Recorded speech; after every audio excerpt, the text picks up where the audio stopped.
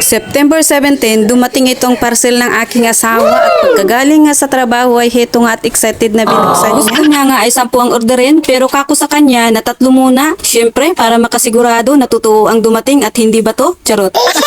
Ang dami pa naman na i-scam ngayon. Ito nga pala at meron siyang kasama na instruction kung paano natin alagaan. Nice. Dito nga pala sa kubo namin sinabit mga mamshi para malamig. Okay. October 19 nga po ay may tumubo na. Kaso hindi lumaki kinabukasan kaya nilinisan at binutasan niya ng malaki ganyan. At makalipas nga ng 2 araw ay may tumubo na. Yay!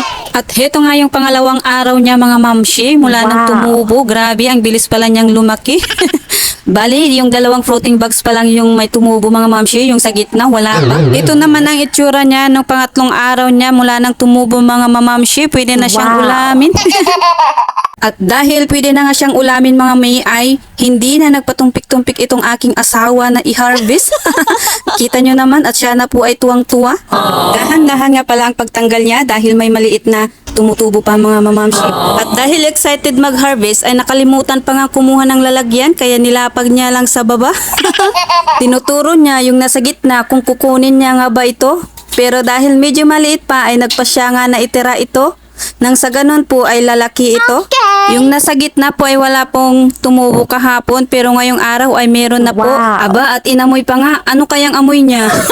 Pagkatapos niya mag-harvest ay inisprehan niya ito para hindi mag-dry dahil may maliliit na tumutubo sa gilid. Dahil natuwa siya ay gusto niya ulit mag-order at mag-training daw.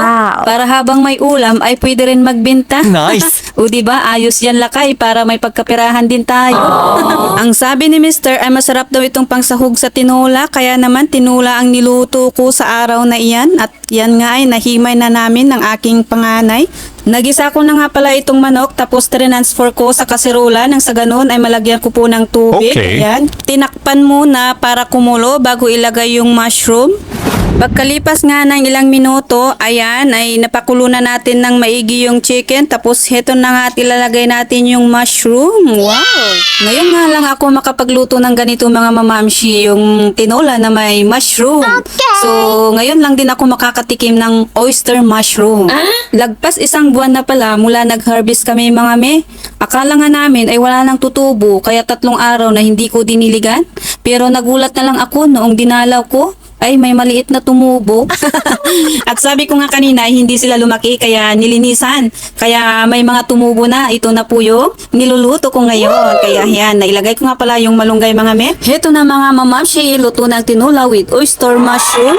Siyempre, pasalamat muna tayo kay Lord dahil sa biyaya na pinagkaloob ngayong araw. Heto na po, nakakain na kami mga me. At nung natikman ko nga, muntik ko na hindi makilala itong mga kasalo kong kumain. Charot.